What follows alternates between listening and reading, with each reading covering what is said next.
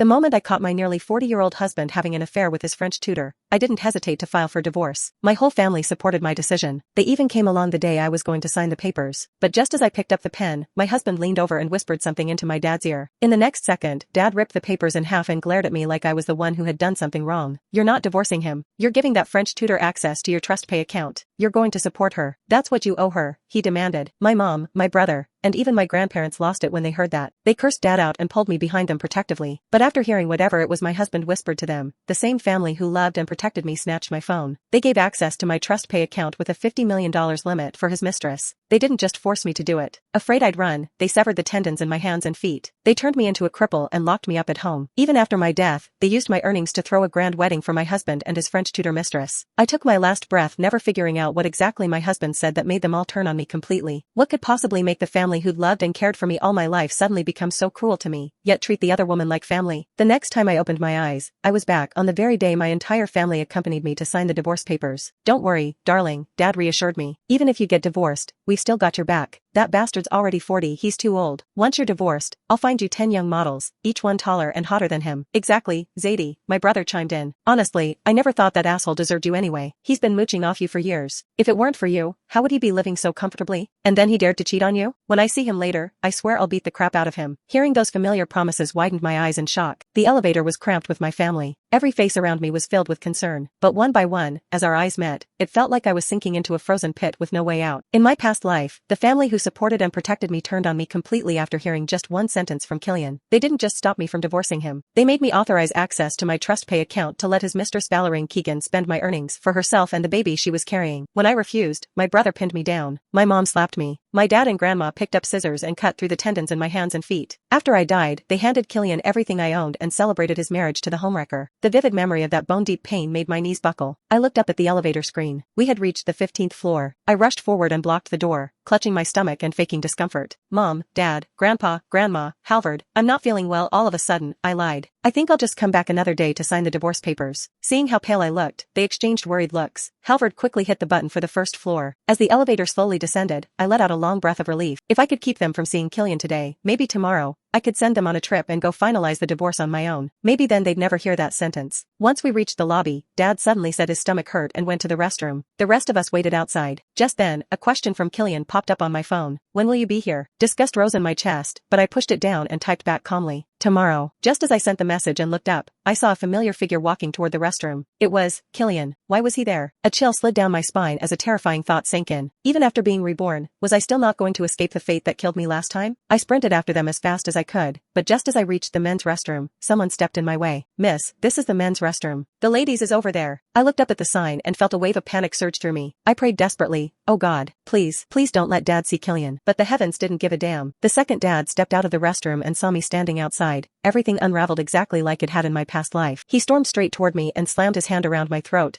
nearly lifting me off the ground. He cursed, "You ungrateful little brat. Who the hell gave you permission to divorce Killian?" I gasped, clawing at his arm, kicking, and struggling to break free. But the harder I fought, the deeper his fingers dug into my skin like he wanted to snap my neck. Just as I was about to lose consciousness, Mom rushed over. She kicked him off me and yanked me into her arms like a human shield. She was so furious her voice echoed off the walls. "Brody, are you fucking insane? Zadie is your own daughter. How can you treat her like this? You're worse than a beast. If you ever lay a hand on her again, I swear to God, I'll divorce you right here, right now." Grandpa and Grandma rushed over next, standing in front of me like guard dogs. Grandpa lifted his cane and whacked Dad right in the knee with a loud crack, scolding him furiously. "That's right. You lay another finger on my granddaughter and I'll break your goddamn legs. I don't care if you're my son or not." But instead of showing remorse, Dad glared at me like I was some filth. "That little slut deserves it. A woman like her deserves no sympathy." Then he barked at me, ordering, "You'd better go link that TrustPay account to Killian's new partner now. If you don't, I'll forget you're my daughter. From this moment on, you'll be dead to me." Halvard's eyes got agitated when he heard that. "Dad, are you insane? Killian cheated on her. He's a piece of shit, and you're siding with him? Have you been fooled by his lies? I just don't get why you're treating my sister this way. Why the hell should she hand over her hard-earned money to that homewrecker?" Hearing that, Killian gave a devilish grin. "You think I'm lying? Then why not hear the truth for yourself? If I'm lying, I'll sign the divorce papers right now and leave without a penny," he taunted. "Fine, just for saying that you're willing to leave empty-handed. I'll hear what you have to say," Halvard retorted. "I'm not gonna let my sister's money go to you and your mistress." When he started marching toward Killian, panic shot through me. I ignored the pain in my neck and grabbed onto my brother's shirt with all the strength I had left. "Brody, please. I'm begging you. Don't listen to him. Just listen to me. okay? He wiped the tears from the corners of my eyes and smiled so gently it hurt. Zadie, what are you so worried about? We grew up together. You've always treated me better than mom and dad ever did. It's just words, alright? You just wait and watch me make that crap leave with nothing. As he reassured me, he gently pried my fingers off. He went on walking toward Killian. Watching his retreating figure, I clenched my teeth hard. No. Killian's words, they're too powerful. I'm going to lose my brother all over again. Seeing how distressed I looked, my grandparents and mom tried to comfort me, but when they saw the look that slowly overtook my brother's face, they fell silent. Memories from my past life surged back, Halvard's hands pinning me down mercilessly. On instinct, I bolted toward the lobby's exit, only to be struck at the back of my head by a thrown bottle of body wash. I lost my balance and crashed to the floor. Blood began trickling down my face from my forehead. Halvard rushed over, but instead of helping, he grabbed both my wrists tightly. His eyes were bloodshot, and he jabbed his finger into the wound on my head. Run? You actually dared to run? Do that one more time and I'll break your damn legs, Zadie, he threatened. I gritted my teeth through the pain and asked bitterly, Brody, I'm your sister. We grew up together. Why? Why would you believe Killian over me? Why? You're not my sister, he shouted in my face. I don't have a selfish, spiteful sister like you. My brother-in-law just wanted to learn some French. He was close to his tutor, so what? How could you accuse him of infidelity? You've ruined his reputation. You're nothing but an evil woman. His French tutor's gonna get dragged into this mess too because of you. What if she loses her job and reputation because of this? Hurry up, and open your private payments and compensate her. Before I could even react, he yanked the phone straight out of my hands. Pain shot through my wrist, but I raised my voice to defend myself. It's not like that, Brody. You have to believe me. I didn't misunderstand anything. I caught him and Valerian in bed, in my own damn room. I saw it with my own eyes. I even recorded it. The video's on my phone.